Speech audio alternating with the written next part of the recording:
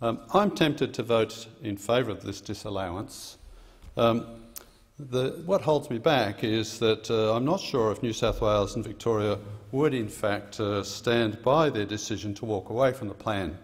But if they were to walk away from the plan, I wouldn't be too upset because the plan is deeply flawed.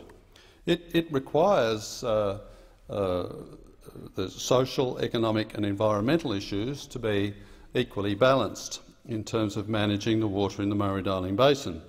However, the problem is that only one of those three, environmental issues, are really taken seriously into account. The plan arose in the context of the Millennium Drought, the most severe drought for 100 years. It prompted panic about climate change, and it led some to conclude that drought was the new normal, that it would never rain again, and that water would always be scarce and the environment was facing catastrophe.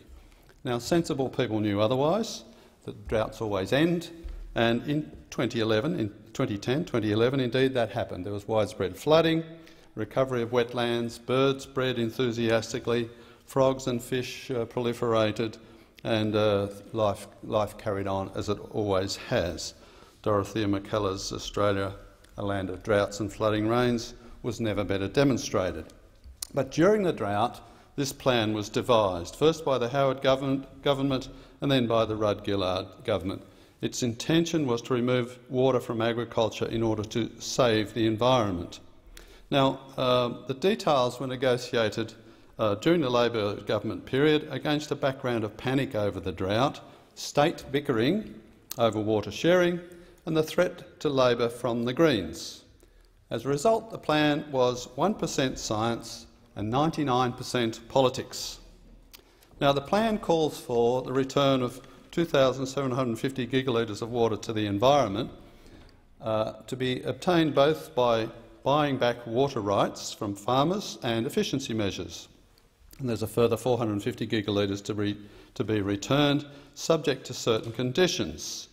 Now, water rights have been bought back from farmers in southern Queensland, the Northern Basin area, New South Wales and Victoria, and a small quantity from South Australia.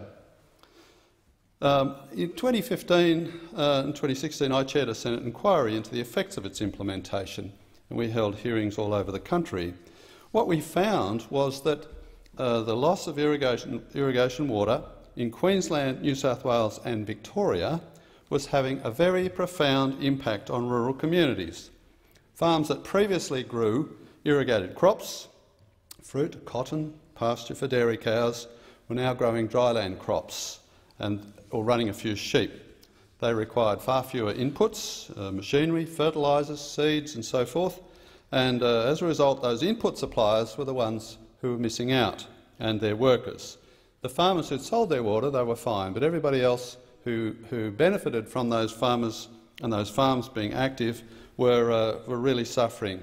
Workers moved away from towns, communities had fewer people, fewer children in schools, volunteer firefighters weren't there, customers in local shops and so on.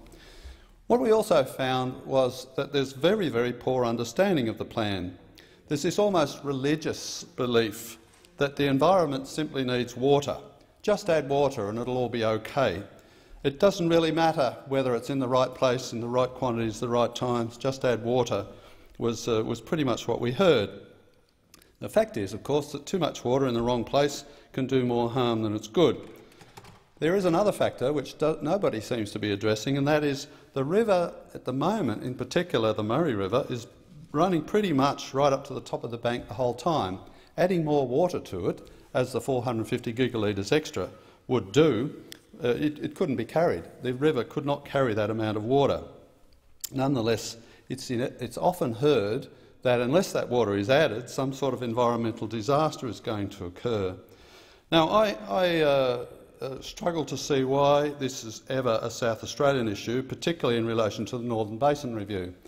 The Northern Basin is all about the Darwin and the Barwon and Darling rivers.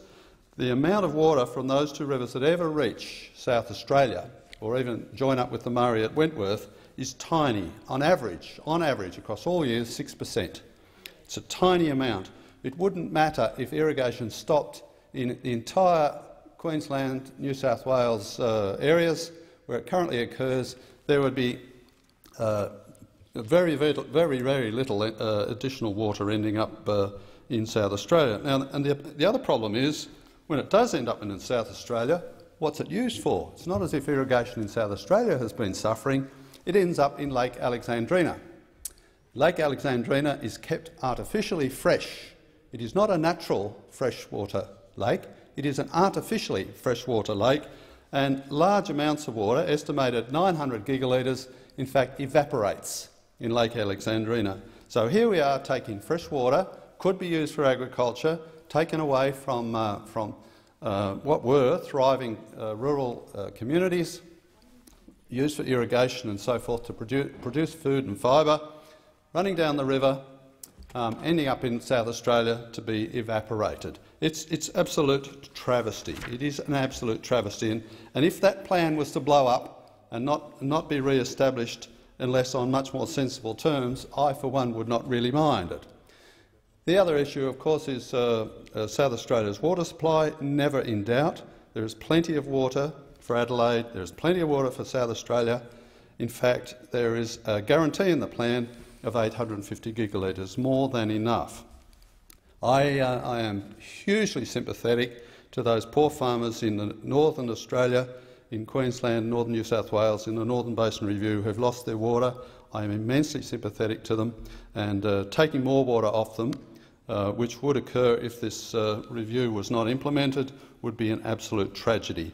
I will be voting against the disallowance, but if I thought this would blow up the plan by voting in favour of it, that's where my vote would be going.